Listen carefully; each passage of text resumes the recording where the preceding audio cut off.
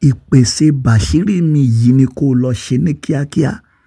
Ó fẹ́ ṣènáwó, ó fẹ́ kójú ó tiẹ̀, ó ní gbèsè kan tó yẹ kó san, ó dẹ̀ fẹ́ ṣẹlẹ́yà. Iṣẹ́ kan wà tó fẹ́ gbà, ìwọ contractor, ó dẹ̀ fẹ́ kó bọ́ sọ́wọ́ ẹlòmíì.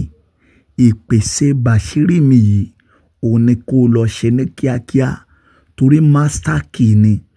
Gbogbo ẹni tó bá wá share program yìí, gbogbo ẹni bá love ẹ̀ tó share rẹ̀ tó like ẹ̀ tó comment ní ọjọ́ ẹ̀yẹ rẹ̀ ní orúkọ Jésù lábẹ́ bó ti kórí ojú òní tiẹ̀. Ní ọjọ́ ayẹyẹ rẹ̀ ní orúkọ Jésù òní ṣẹlẹ́yà. Ẹ jẹ́ á kọ́kọ́ kọ nọ́mbà yìí sílẹ̀ fún àwa tá a nílò àdúrà látẹnu wòlíì, àwa tá a fẹ́ gbọ́ message àti ọ̀nà àbáyọ lórí ìlàkọjá tá a ní. 0810 63 11 252 0810 63 11 252. Báwo la ṣe máa ṣiṣẹ́ yìí? A ó wá àgbàdo white, ẹ̀wà white, ọkà bàbà white, ẹ̀wà white. Tá a bá ti wá mẹ́rẹ̀ẹ̀rin, a ó wá oyin gidi, iyọ̀ kékeré pẹ̀lú ṣúgà onígun mẹ́rin tá à ń pè ní cellulose. Tá a bá ti wá gbogbo nǹkan yìí, owó tó tóbi jù ní orílẹ̀-èdè tí àwa wà, a ó fi owó yẹn sí. Gbogbo àwọn nǹkan yìí a ó pèlò rẹ̀ sílẹ̀ lẹ̀. A ó wá lọ gẹ̀ẹ́tì aṣọ funfun ọ̀pá kan. Tó bá dín ní aago kan òru, kò sí ọjọ́ tá ò lè ṣiṣẹ́ yìí. Ní aago kan òru, a ó wà ní ìhòòhò ọmọlúwàbí. A ó wá ró aṣọ funfun yìí.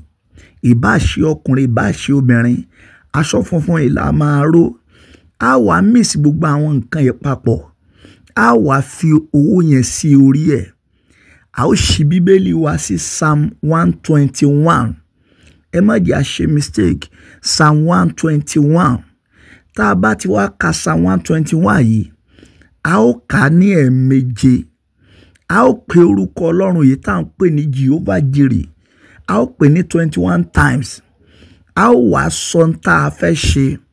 Ìwọ tó fẹ́ ṣènáwó wàá fi déètì sí, wàá fi gbàdúrà. Ìwọ tó fẹ́ san gbèsè wàá fi déètì sí, wàá fi gbàdúrà. Ìwọ tó fẹ́ gbaṣẹ́ wàá sọrúṣẹ́ tó fẹ́ gbà wọ contractor wàá fi gbàdúrà. Nígbà tá a bá máa gbàdúrà yẹn tán, a wá kó gbogbo nǹkan tá a mix papọ̀ yìí, a wá kó sínú aṣọ funfun. A wá fi owó yẹn lé lórí, a wá di aṣọ funfun yẹn. A ó gbé iṣẹ́ sí ìgbèrè wa. Nígbà tó bá di kùtùkùtù òwúrọ̀, ká tó fọ̀n sí ẹ̀dá alààyè kankan, a ó wá èyí tí ṣe iṣẹ́, a ó wá gbé lọ síbì kan. A ó lọ gbé síbẹ̀. Ó lè jẹ́ iwájú ilé wa ni o, àbí ibikíbi tá a bá ti rí àyè, ẹ jẹ́ á lọ gbé síbẹ̀ pẹ̀lú owó yẹn. Bí Olúwa ti ń bẹ tí ẹ̀mí rẹ̀ ń bẹ. Ẹ̀yin tẹ́ ẹ fẹ́ ṣe ìnáwó, ojú ò lè tì yín. Ìránṣẹ́ Ọlọ́run lè ṣe bẹ́ẹ̀ bá ní àjọ̀dún lọ́nà. Lábẹ́ bó ṣe kórí, àṣírí yín ò ní tú.